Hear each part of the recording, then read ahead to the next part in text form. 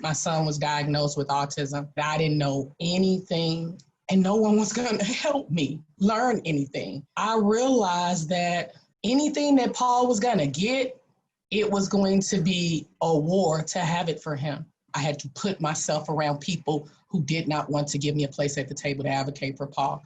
I got him caseworkers through the Department of Mental Health, Impact, Legal Services of Eastern Missouri. I did all of those things. Then I ultimately ran into the Children's Education Alliance of Missouri.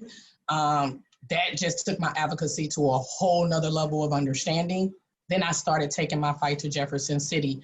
When I was given an opportunity to be a part of real change and to tell people my story and activate, educate, and empower them, why not?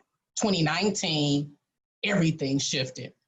I realized that there was other parents that were on fire for this thing.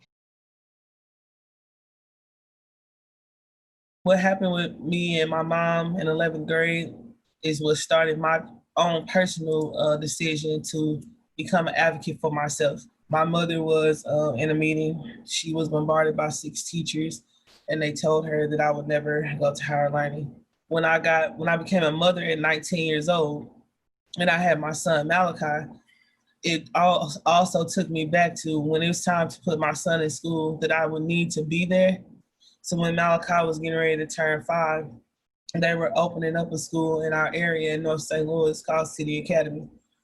When we applied for Malachi to get in that school, 100 families had applied, and there was only 1 spot left, and Malachi got it. But what I thought about was some of the heartbreak that I saw from some of those other families and the despair in their eyes that they did not have an option to put their kids in quality schools, and they were left with failure factory school options because it was only limited space. The reason why I fight for all kids to have that opportunity is because I know that schools are not serving children well, and when parents have a choice, then you get to decide where to put your child, and you give them a better advantage.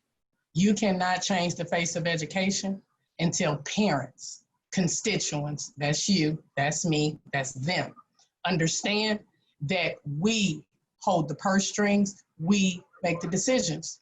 We believe that no parents should be sitting back allowing educational systems and our administrators or teachers to make decisions for their child's educational track without talking with them, without considering them.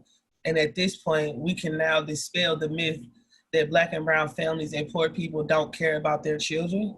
And you can get in this fight with us and start speaking out, sharing the word, talking to other parents, getting involved, going to school boards, coming to Bridge to Hope events to show your support and solidarity that we want equitable, quality schools in every demographic. Real policy change that will drive academic excellence and equity in our schools, which is our vision. Once we realize it starts in Jefferson City and we start to learn policy, we can shift the tide and topple the system.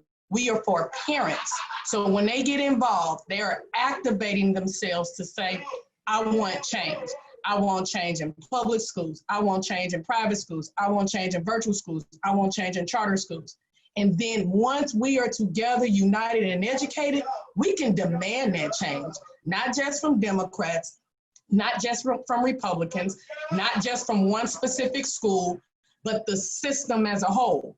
Who doesn't want academically excellent and equitable schools? That's all we're asking for. So now we are what I call a small legion, but we're going to grow into a mighty legion because we're activating parents and families to be their first advocate. Bridge to Hope is on multitudes of platforms. So we're on Twitter, we're on Instagram, we're on Facebook, we're on Snapchat, and you can also call myself, Crystal, or Carmen, Michaela, or Denise by phone, which all of our numbers are out there on our platforms also. We are accessible people. We believe in the people that we serve, and we believe that it's time for all of us to come together to demand something better for education. Because the more we do it together and the more knowledge we have, the better we can advocate for all kids. This work requires a commitment to change for Missouri, and we have to do it. And I'm willing to go through whatever. Bridge to Hope is willing to go through whatever with anybody. We're better together, people.